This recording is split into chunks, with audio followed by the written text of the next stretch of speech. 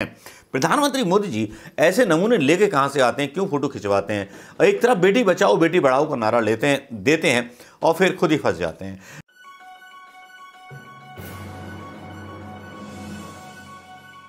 दोस्तों नमस्कार, एक बार फिर डिवाइशन चूड़ का चमाटा पड़ा है प्रधानमंत्री मोदी के गाल पर। उनके केंद्रीय मंत्री को लेकर के एक ओलंपिक संघ के ऐसे व्यक्ति को जो बलात्कारों से घिरा हुआ है और इंटरनेशनल बदनामी भी हो रही है साहिब की, बड़ी सारी इंटरनेशनल बदनामी हो रही है। जी हां, बड़े बड़े फोटो इनके जो हैं वायरल हो रहे हैं ऑस्ट्रेलिया में। भैया पर्चे छपे पड़े हैं, हर घर पर चिपका पड़ा है एक पोस्टर जिसमें लिखा हुआ है प्रधानमंत्री की दोस्ती बलात्कारियों के साथ होती है। ये देश की बेइज्जती नहीं है भाई, पूरे देश की बेइज्जती है। और जिन्होंने पोस्टर चिपकाए, इंडिया में सिडनी की जिला अदालत ने जूरी ने बीते 24 अप्रैल को ओवरसीज फ्रेंड्स ऑफ बीजेपी संगठन के ऑस्ट्रेलिया विंग के संस्थापकों में एक बालिश धनखड़ को नशीला पदार्थ पिलाने, बलात्कार करने और 5 कोरियाई महिलाओं के साथ बलात्कार और उनकी रिकॉर्डिंग करने का दोषी पाया। ऑस्ट्रेलियाई प्रेस ने बताया कि उसके अपराधों की क्रूरता से जूरी हिल गई। सिडनी मॉर्निंग हेराल्ड ने अपने विस्तृत रिपोर्ट में कहा, बालिश धनखड़ सिडनी के हाल के इतिहास में सबसे क्रूर बलात्कारियों में से एक हैं। The wire British Daily Mail के हवाले से पहले रिपोर्ट किया गया था कि धनखड़ पर बलात्कार के 13 आरोप लगे थे। 6 आरोप बलात्कार के इरादे से नशीला पदार्थ देने के संबंधित थे। 17 सहमति के बिना अतरंग वीडियो रिकॉर्ड करने के थे। 3 अभद्र हमले के मामले थे। कुल मिलाकर धनखड़ पर जनवरी और अक्टूबर 2018 के बीच कथित रूप से किए गए 39 अपराधों का आरोप लगाया गया। उसने GS overseas friend of BJP नामक संगठन की स्थापना की थी, जिसके साथ प्रधानमंत्री मोदी जी के फोटो देखे जा सकते हैं। प्रधानमंत्री मोदी जी ऐसे नमूने लेके कहां से आते हैं, क्यों फोटो खिंचवाते हैं। एक तरफ बेटी बचाओ बेटी बढ़ाओ का नारा देते हैं और फिर खुद ही फंस जाते हैं। मीडिया को लगा देते हैं किसी और काम पर कि भाई राहुल गांधी की बुराई करो, राहुल गांधी पे चलाओ। हाँ अंजना, आज ये प्रश्न चलेगा। हाँ राजेश शर्मा, आज ये प्रश्न चलेगा। हाँ सुरेश चौहान के बारे में बता दो कि उसकी बीवी भाग गई थी, फेक न्यूज़ फैला दो। अरे यार ये तो मैं भूल ही गया, फेक न्यूज़ सुरेश चौहान के बारे में आई थी। चलिए हंसना मना है कि वो बेचारे मतलब जो है अपनी सफाई देते हुए घूम रहे हैं। ओवरसीज जिसकी स्थापना की थी उसमें मोदी जी की फ़ोटो इन साहिब के साथ देखी जा सकती है। और ये ऑस्ट्रेलिया में जो न्यूज़ है मोदी को लेकर भी बहुत बड़ी खबर बन रही है, क्योंकि ये व्यक्ति बलात्कारी साबित हो चुका है। ये तो हुई प्रधानमंत्री मोदी की इंटरनेशनल बदनामी। अब सुप्रीम कोर्ट ने जो है फिर से दुलत्ती मार दी प्रधानमंत्री मोदी को। अब दुलत्ती कहूं या उलत्ती कहूं या पुलत्ती कहूं या उलत्ती कहूं, मतलब क्या कहूं समझ में नहीं आता। एक ऐसा केंद्रीय मंत्री जो इतना सुपर पावर वाला होता है कि जिसके साथ प्रधानमंत्री मोदी जी की तस्वीरें दिखाई देती हैं, जिनके साथ मोदी जी बड़ी शान के साथ चलते हैं। मोदी जी के साथ वो चलते हैं और अमित शाह 5वें 6ठे नंबर पर चलते हैं। तो इस मंत्री की आप इंपॉर्टेंस समझ लीजिए। उत्तर प्रदेश के मुख्यमंत्री हैं, नाम है ब्रजभूषण शरण सिंह। मामला जब इन्होंने जो था जो कुछ किया था वो भी रेप के केस लगे थे इन पर भी, पहले वाले पर भी, मतलब इंटरनेशनल तो हो ही गया। अब राष्ट्रीय सुन लीजिए कि राष्ट्रीय में ब्रजभूषण के खिलाफ पहलवानों की अर्जी हुई थी, हड़ताल भी हुई थी, इसमें फोगाट वगैरह शामिल हुई थी। कुछ महिला ओलंपियंस ने आरोप लगाए थे कि साहब इन्होंने हमारा यौन शोषण किया है। कुश्ती महासंघ के अध्यक्ष ब्रजभूषण शरण सिंह के खिलाफ पहलवानों की ओर से दायर अर्जी में सुप्रीम कोर्ट सुनवाई के लिए राजी हो गया। अदालत ने शुक्रवार को इस अर्जी पर सुनवाई का फैसला लिया है। कुश्ती महासंघ के अध्यक्ष ब्रजभूषण शरण सिंह के खिलाफ पहलवानों की ओर से दायर अर्जी पर सुप्रीम कोर्ट की सुनवाई के लिए राजी हो गया है। यहां लिखा जाता है कुश्ती महासंघ के अध्यक्ष ब्रजभूषण शरण सिंह, लेकिन यह नहीं बताया जाता कि इनको बनाया किसने, प्रधानमंत्री मोदी से इनके रिश्ते कितने करीबी हैं।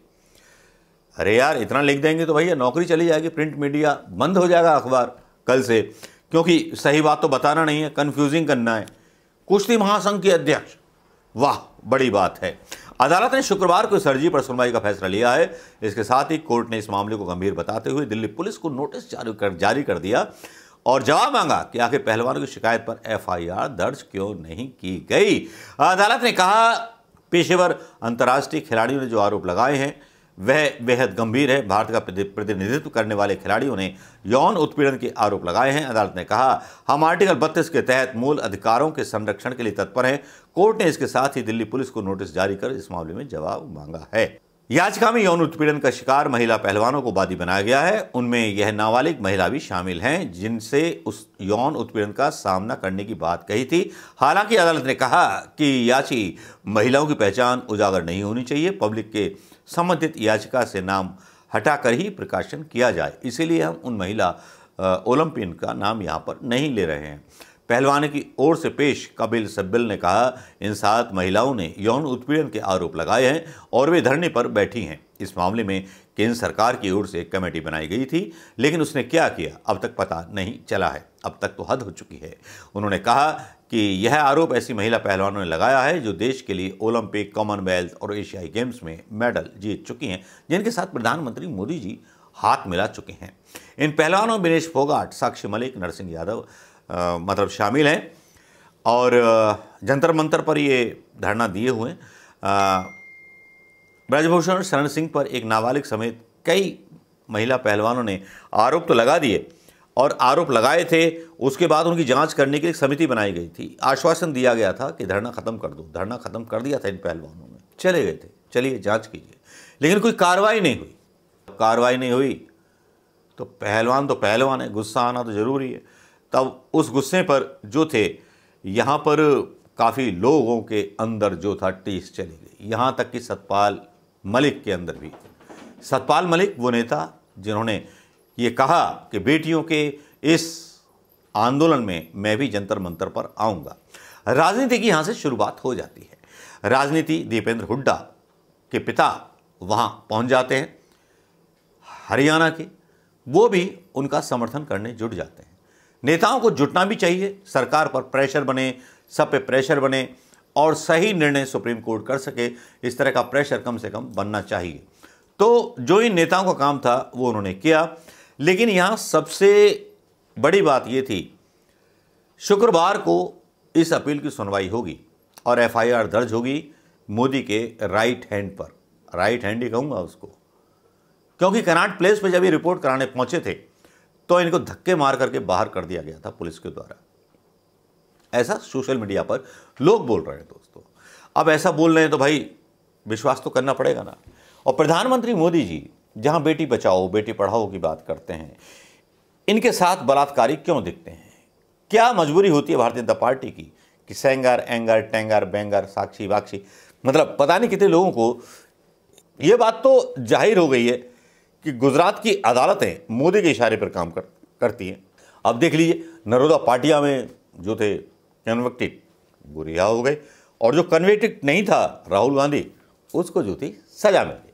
तो अब सुप्रीम कोर्ट का डीवाई चंद्रचूड़ का डंडा झेलने के लिए तैयार रहें PM मोदी जी, क्योंकि बार एंड बेंच ने इस बारे में काफ़ी सख्त टिप्पणी की।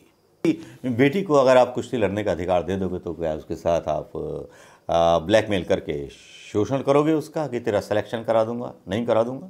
कहां से लाते हो इतना कमीनगी, कहां से लाते हो इतनी बदतमीजी? शर्मनाक है दोस्तों। आपकी नजरों में शर्मनाक है कि नहीं मैं नहीं समझता। मेरे वर्ड सही हैं कि नहीं मैं नहीं समझता। राष्ट्रीय चैनल ये दिखाएंगे नहीं दिखाएंगे मैं नहीं समझता, लेकिन आपके दिमाग में अगर कोई बात आती है तो इस वीडियो को शेयर कीजिएगा और कम से कम उस सुप्रीम कोर्ट के जज पर गर्व कीजिएगा जिसे राज्यसभा की सीट नहीं चाहिए, जिसे कुछ नहीं बनना, जिसे सरकार से कुछ नहीं लेना। तो सलाम कीजिए DY चंद्रचूड़ को कि जिनके होते हुए इतने कठिन फैसले सुप्रीम कोर्ट ले रहा है जो सेशन कोर्ट को लेने चाहिए, क्योंकि हर जगह तो संगी बैठे हैं। तो क्या करें भाई। इसीलिए DY चंद्रचूड़ को कल डांट पिलानी पड़ी थी इंटरव्यू देने वाले जजों को। नमस्कार दोस्तों, जय हिंद।